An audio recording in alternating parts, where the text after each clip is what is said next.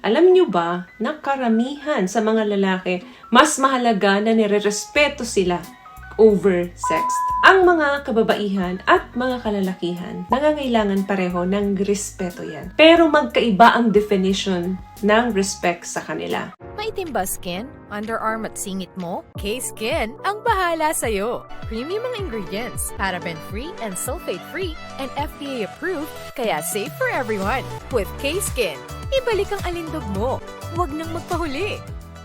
Hi guys! Welcome back to our channel. Kumusta po kayong lahat? Sana ay nasa mabuti po kayo. At sa mga hindi pa po nakakakilala sa akin, my name is Cheryl Ting. At kung bago lang po kayo sa channel na to, pwede po bang makahingi ng isang favor to please consider to subscribe dito po sa ating channel. And also, wag niyo na rin po sanang kalimutan i-like and i-follow ang ating Facebook page official and also ang ating TikTok account, Cheryl Ting. Maraming salamat po. And for today's video is let's talk about mga sikreto ng mga kalalakihan na sana alam nating mga kababaihan. Kapag alam mo to, mas mapapadali na ang lalaki ay mas ma-inlove sa'yo. Kung pakiramdam mo bilang isang babae, nangangailangan ka pa ng manghuhula or ng isang crystal ball para lang ma-interpret mo ang feelings kung ano yung gusto ng partner mong lalaki, hindi ka nag-iisa. Habang tayong mga babae ay nagja-jump sa isang complicated na situation, ang mga kalalakihan ay iba. Gusto nila ng simple and straight to the point. Hindi sila magaling when it comes to emotions game. Dahil yan na karamihan sa mga kalalakihan ay reluctant na mag-open ng kanilang feelings doon sa partner nila. Kaya nauuwi sa miscommunication, arguments, hindi lang naman kasi puro intimate ang gusto ng mga kalalakihan. May mga bagay na pag-uusapan tayo dito na sana alam mo. Number 1, room to chase. Anong ibig kong sabihin dito? Alam mo yung the thrill of the chase. Nandun yung excitement nila kapag meron silang bagay na pinaghihirapan. Pag meron silang gusto, gagawin nila yun. Paghihirapan nila yun. At once na nakuha nila yun, best feeling yun para sa kanila. Mas tumataas yung kanilang ego and pride. Minsan, during dating stage, tayong mga kababaihan na unconsciously nabablock na natin yon. Kasi nga, nagiging giver na tayo, na pagbibigyan na natin sila madalas. Kung ikaw yung palaging nag-i-initiate or palaging nag-uumpisa na i-text mo siya, tawagan mo siya or mag-aya ng date, yan na, mabubura ang lalaki. Bakit? Kasi inaalis mo yung space sa kanya na maramdaman niya yung urge para i-pursue ka niya. So, nagigets mo ba yung sinasabi ko? Don't force things. If he is into you, it will find its way. Hindi ito playing games. It's about him knowing his unconsciously choosing you and not being pushed you into anything. Dapat nandun pa rin yung mindset na kukunin ko to dahil gusto ko to, paghihirapan ko to dahil gusto ko siya. Ang tanging gagawin mo lang dyan is mag-respond doon sa effort niya to move forward. Maglagay ka rin ng effort para maipakita sa kanya na na-appreciate mo lahat ng ginagawa niya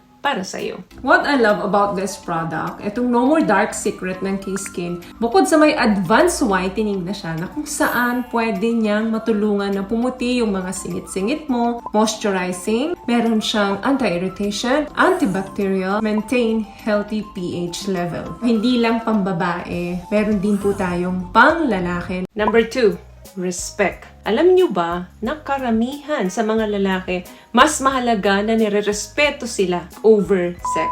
Madalas, number 1 sa kanila ang respect at pangalawa lang ang sex.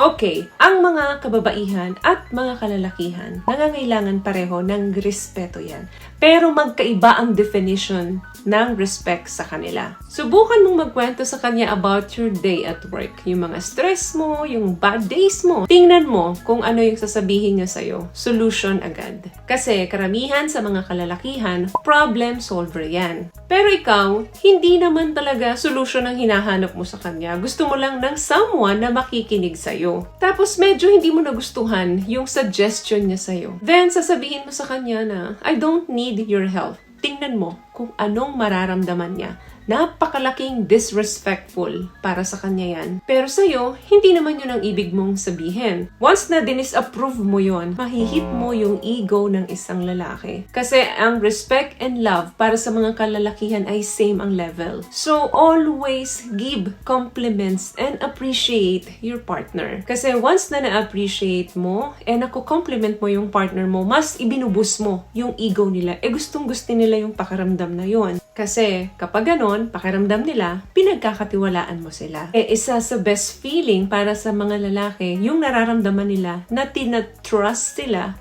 ng mga partner nila. Last one, acceptance of his help.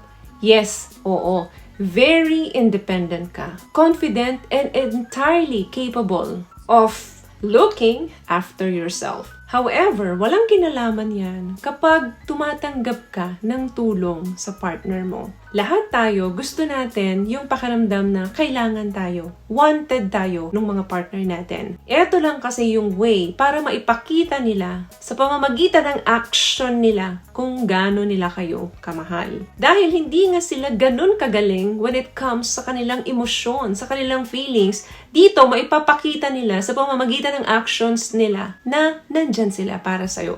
Paano kung ipagdadamot mo sa kanya yon? Kasi nga, pakiramdam mo, kaya mo. Don't get me wrong. Ang mga kalalakihan gusto niyan magkaroon ng isang babae or makakasama sa buhay na merong strong personality. Kasi alam nila paano ito mag-navigate ng mga challenges sa buhay nilang papasukin. Kahit sa maliliit na bagay like yung pagpalit ng gulong, paano niya na-handle ang mga desisyon kahit na siya ay galit. Yan yung mga turn on or mga gusto ng isang lalaki. Pero kinakailangan niya rin na maiparamdam sa'yo para ma-express niya yung desire niya to make you happy, to make life easier for you. Andyan siya, na mas maging kapaki-pakinabang siya. So, hayaan mo siyang i-enjoy yung mga bagay na ganito para sa'yo. Tumanggap ka ng mga tulong galing sa kanya. Kung kinakailangan mo ng tulong, magsabi ka. Hindi naman sign ng kahinaan nating mga babae yun. Once na nag-open tayo na kailangan natin ng help from them. Masarap din sa pakiramdam na alam nila na they are needed, they are wanted. So, may nakuha ka bang tips sa mga napag-usapan natin ngayon? At kung nagustuhan mo ang ating video, please give it a thumbs up, comment down below, and also share this video na rin po sa mga kaibigan na sa tingin yung matutulungan ng video natin. Once again, palagi po kayong mag-iingat at palagi po kayong manalangin. Thank you guys for watching and see you in our next one. Always love yourself and be a blessing. Bye!